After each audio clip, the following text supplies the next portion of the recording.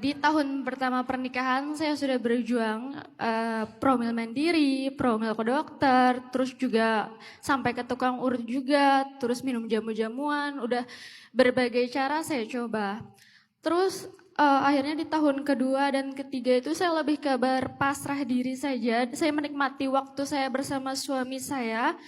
Terus di tahun keempat ini setelah saya cek ke dokter lagi, ternyata saya ada kista endometriosis dan sekarang lagi mencoba untuk pengobatan untuk mengecilkan kista tersebut, baru saya bisa lanjut promil lagi.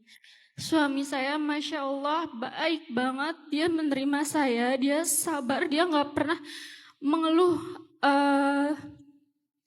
kepada saya. Dia tidak pernah menunjukkan dia nggak pernah menunjukkan sisi sedih dia ke saya. Dia selalu mensupport saya, selalu menyemangati saya, selalu ceria. Kayak beberapa hari ini saya sudah merasa mau datang bulan, Pak Ustadz. Nah itu hari-hari saya itu kan gloomy, saya sedih.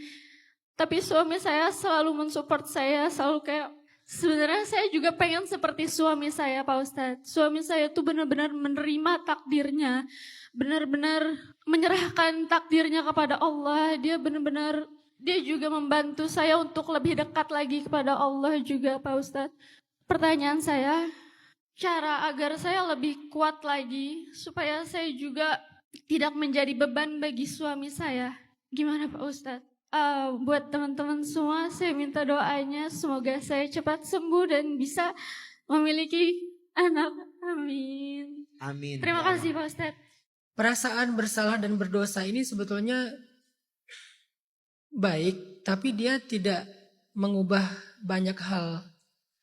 Jadi yang bisa mengubah banyak hal itu adalah sikap-sikap kita yang bisa menjadi sesuatu yang bernilai buat mereka. Jadi kalau kita hanya merasa bersalah kan itu nggak jadi apa-apa ya. Malah jadi beban buat diri kita sendiri. Saya pengen jawab versi cowok ya. Saya nggak tahu karena suami Kak Nisa ini kan istimewa, keren banget lah ya. Siapa tahu ini cocok buat beliau. Saya nggak tahu ini apakah cocok atau enggak. Salah satu hal yang paling berharga bagi cowok itu adalah dihargain. Jadi kalau kalian pengen mendukung laki-laki, kalian tuh nggak perlu membantu dia dalam banyak hal karena dia sanggup melakukan itu sendiri sebetulnya. Yang dia inginkan adalah dia cuma dihargain aja. Jadi bahasanya kalau cewek itu ingin dimengerti, kalau laki-laki itu ingin dihargai. Sekedar kamu bilang kayak makasih ya kamu udah berjuang buat aku, itu tuh berarti banget buat laki-laki. Itu berarti banget.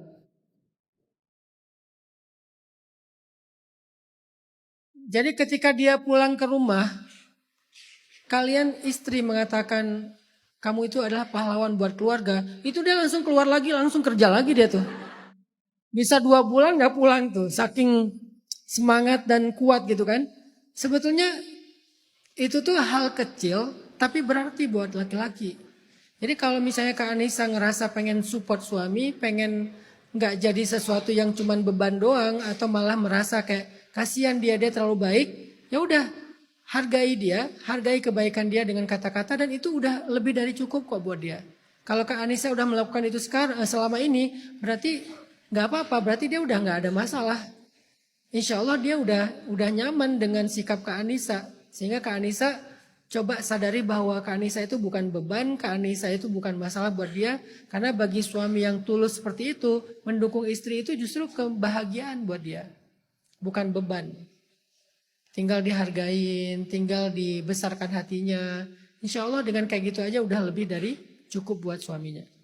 Sedangkan buat Kak Anissa, biar lebih kuat kayak gimana menghadapi ujian ini. Karena beda ya antara laki-laki dengan perempuan. Kak Anissa coba baca nanti kisah Sayyidah Maryam. Sayyidah Maryam itu ahli surga. Perempuan sempurna, bukan perempuan biasa. Perempuan sempurna, cuma ada 4. Asiyah, Maryam, Khadijah, Fatimah. Tapi ketika diuji oleh Allah dengan punya anak gak punya suami, Sayyidah Maryam bilang apa? Ya laitani mittu qabla hadha wa kuntu nasyan mansiya. Aduhai seandainya aku mati aja dan aku dilupakan dan tidak ada yang membicarakan aku. Itu artinya perempuan itu memang cenderung lebih emosional daripada laki-laki.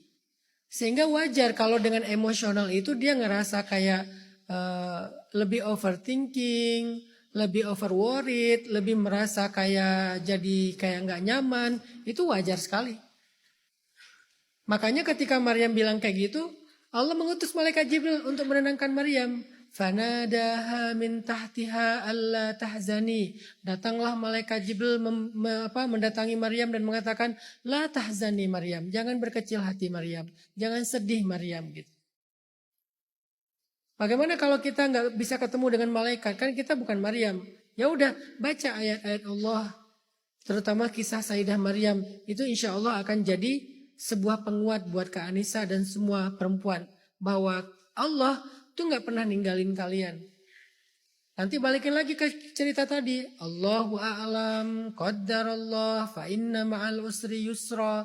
Semua kejadian ini ada alasannya, ada tujuannya, ada reasonnya, ada hikmahnya. Bagaimana cara kita menggali itu? Baca kisah-kisah. Allah berfirman dalam Al-Quran, wa kullan naqussu 'alaika min amba'ir rusuli ma nusabbitu bihi fuadak. Begitulah kami menyampaikan kisah-kisah para rasul kepada engkau Muhammad agar kami bisa teguhkan hatimu dengannya. Ternyata salah satu cara menguatkan diri kita membaca kisah-kisah teladan.